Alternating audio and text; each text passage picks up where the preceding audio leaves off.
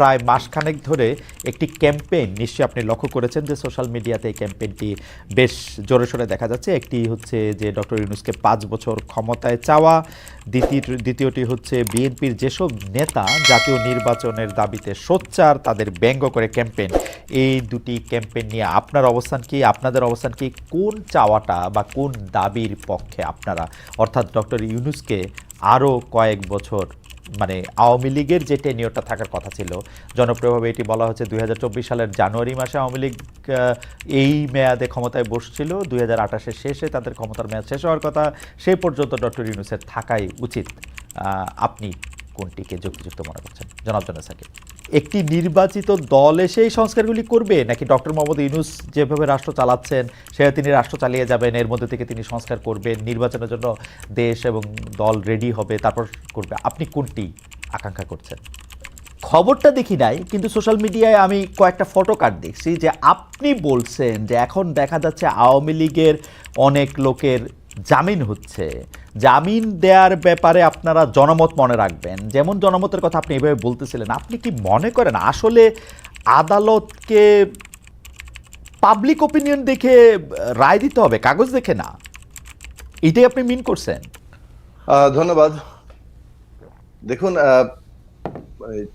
চাওয়ার ক্ষেত্রে তো এটা একটা সকলের স্বাধীনতা আছে, যে কোনো বিষয়ে যে কেউ চাইতে পারেন। কিন্তু না, দেখুন, এখানে আমি শুরুতেই বলেছি যে যেসব বিষয়ে ঐক্যমত্য তৈরি হবে, অর্থাৎ বিএনপির কথা তুললেন আপনি, পরে বিএনপি সহ সকল রাজনৈতিক দল, শ্রেণী পেশা, স্টেক হোল্ডাররা, তারা যেসব প্রশ্নে ঐক্যমত্য হবে সেটাই তো জাতীয় সনদ হচ্ছে। কাজেই সেই জাতীয় সনদ বাস্তবায়ন করার প্রশ্ন আছে। যেসব বিষয়ে দ্বিমত আছে সেগুলো তো জনগণের কাছে যেতে হবে। রাজনৈতিক দলগুলো তাদের নিজ নিজ প্রস্তাবের জায়গা থেকে তুলবেন।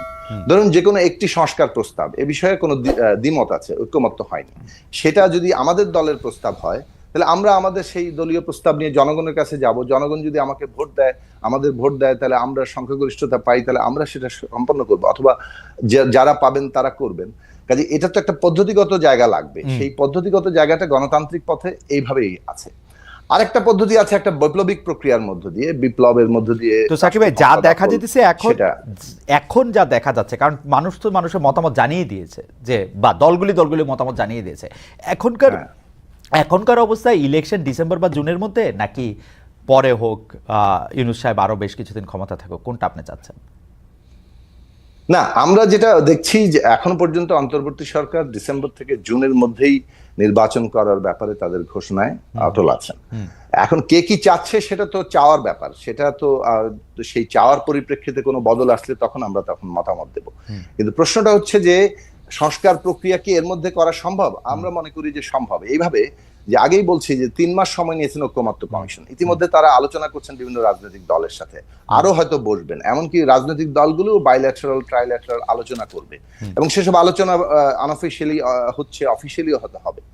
সেই আলোচনাগুলোর মধ্য থেকে আমরা হয়তো একটা ওই যে কমন মিনিমাম যে ঐক্যমত্য হচ্ছে সেটা হবে জাতীয় সনদ। যেখানে দ্বিমত থেকে যাচ্ছে সেগুলো জনগণের কাছে যাবে। ফলে জাতীয় সনদের মধ্যেও আমি দুটো ভাগ করছি। একটা হচ্ছে যে যেটা সংবিধান প্রশ্ন, সেটার ব্যাপারে আমাদের ঐক্যমত্য তৈরি হবে, অঙ্গীকার তৈরি হবে, এবং আগামী 6 মাসের মধ্যে সংসদে এটা করা হবে, অর্থাৎ সংসদ নির্বাচনের পরে। কেন এটা সম্ভব? কেননা সমস্ত প্রিপারেটরি কাজগুলো কিন্তু না, আপনার এই বক্তব্যটা আমি পুরোপুরি বুঝতে পারছি। তার মানে আপনি বলতে চাইছেন যে আপনি যেটা বলছেন যে 6 মাসের মধ্যে হবে না, মানে প্রিপারেটরি কাজগুলো কিন্তু সব সম্পন্ন করা হয়ে গেছে কমিশনের মাধ্যমে, এবং এগুলো রাজনৈতিক দলগুলোর দিক থেকেও প্রস্তাব আকারে আগেই ছিল। আপনি যদি সংসদ দিয়ে না করেন, তাহলে তো এটা আপনি নির্বাহী আদেশে করবেন, এটা তো একটা মাত্র সিগনেচার দূরে। এবং আপনি যেগুলি বলছেন, যেগুলি ব্যাপারে কারো কোনো দ্বিমত নাই, এরকম 2-4টাও আছে কারো কোনো দ্বিমত নাই, তো সেগুলিতে একটা সিগনেচার দিয়ে দিলে হলো। এটাতে 1 মাসও লাগার কথা না আসলে, কারণ এগুলিতে আসলে কাঠামোগত কোনো পরিবর্তন করতে হবে না। এই সাংবিধানিক পরিবর্তনে কাঠামোগত কোনো পরিবর্তন নাই, যেগুলির ব্যাপারে ঐক্যমত্য আছে।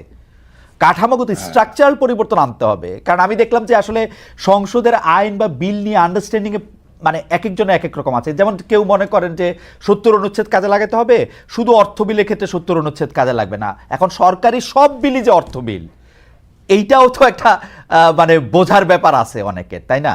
মানে আমি আর সুনির্দিষ্ট করি, যেমন ধরুন আমরা যখন 31 দফা নিয়ে আলোচনা হচ্ছিল, আমাদের দলগত অবস্থান ছিল 70 অনুচ্ছেদ বাতিল করা হোক। কিন্তু যখন আমরা একটা ঐক্যবদ্ধ জায়গায় আসছি, তখন তো কিছুটা সকলের মতামত এক জায়গায় আনতে হয়।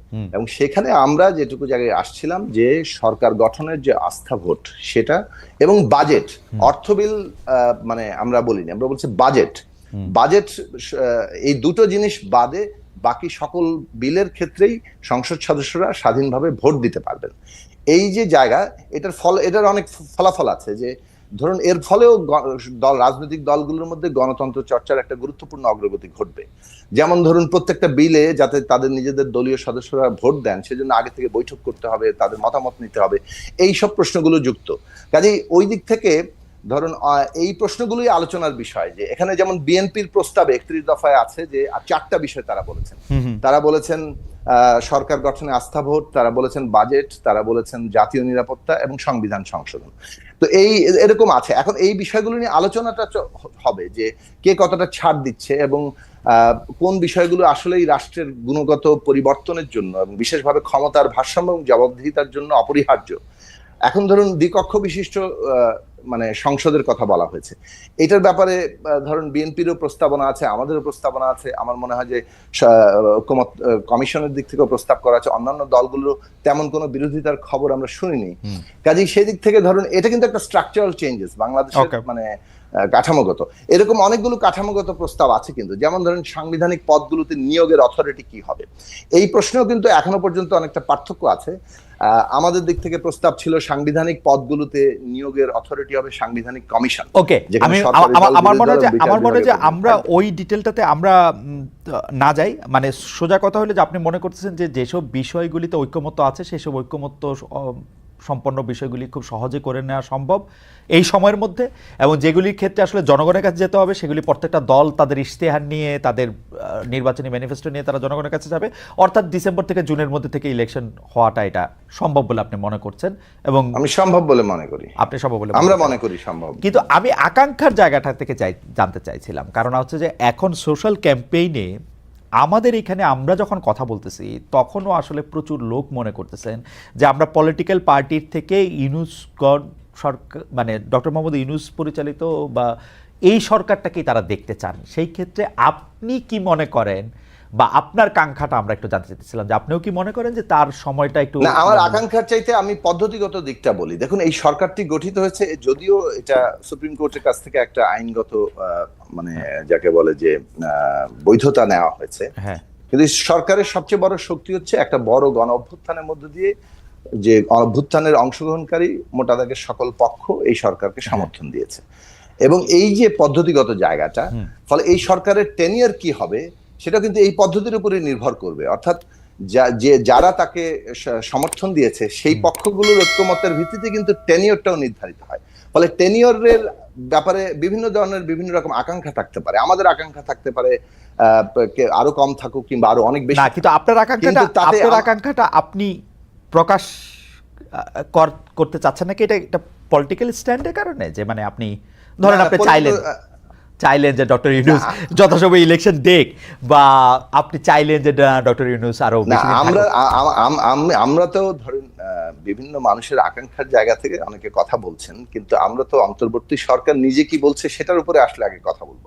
অন্তর্বর্তী সরকার ইতিমধ্যে একটা মোটা দাগের আমরা যে রোড ম্যাপ আরো সুনির্দিষ্ট চাচ্ছি, কিন্তু তাদের একটা রোড ম্যাপ কিন্তু আছে। রাইট, এখন সেই রোড ম্যাপ বদল না হওয়া পর্যন্ত তো অন্য কোনো কথা বলা যাচ্ছে না। এক দুই হচ্ছে যে দেখুন আমাদের আগ্রহের জায়গাটা হচ্ছে যে একটা পলিটিক্যাল, একজন ব্যক্তি অনেক ভালো মানুষ হতে পারেন, অনেক ভালো দক্ষ হতে পারেন, কিন্তু ব্যক্তির দক্ষতা তার মানে ভালো মানে মানুষ হওয়া কিংবা তিনি ভালো দেশ চালাচ্ছেন এটাই কিন্তু একটা স্থায়ী ব্যবস্থা নয়।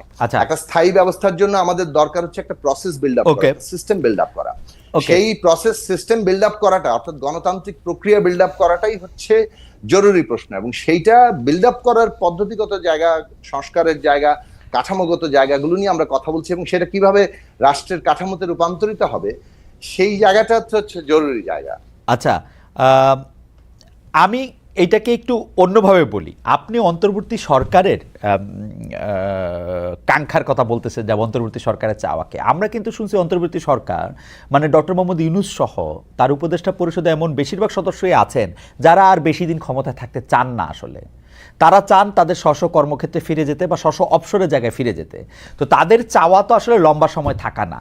আমি গণতান্ত্রিক মানে সরি মানে গণতন্ত্রের অনেক বড় একজন চ্যাম্পিয়ন, গণসংহতি আন্দোলনের সমন্বয়ক জোনায়েদ সাকির কাছে জানতে চাই যে আপনার চাওয়াটা আসলে কি?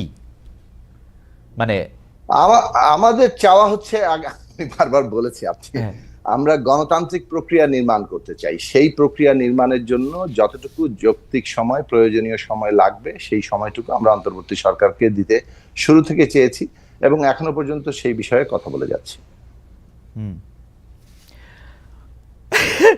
সাকিব ভাই, আপনার থেকে কোনো প্রশ্নের উত্তর পাওয়া আর হচ্ছে কি বলবো, একটা মাটির ব্যাংকের খুব ঝাঁকাঝাঁকি করে কথা বলানোর চেষ্টা করা প্রায় সমান।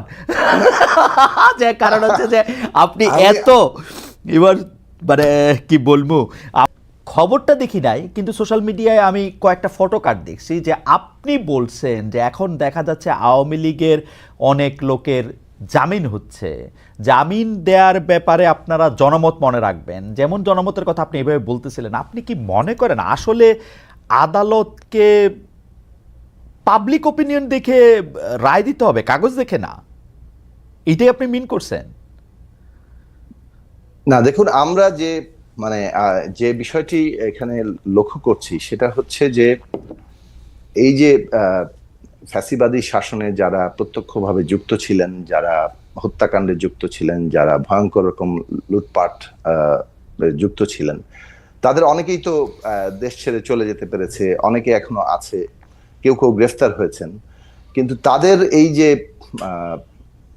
তাদের এই জায়গাগুলো নিয়ে জনগণের মধ্যে ন্যায় বিচার প্রতিষ্ঠার প্রশ্নটি খুব গুরুত্বপূর্ণ একটা প্রশ্ন হিসেবে আছে জনগণের, এবং এটা খুব জরুরি। এই দিক থেকে আবারও বলবো যে একটা গণ অভ্যুত্থানের প্রক্রিয়ার মধ্য দিয়ে যখন একটা দেশের জনগোষ্ঠী যায়, তখন তার যে একটা ট্রমা মতো একটা অভিজ্ঞতা হয়, এটার নিদানের, মানে এই বিষয়ে যদি আপনি, ন্যায় বিচারই হচ্ছে সবচেয়ে বড় উপশম।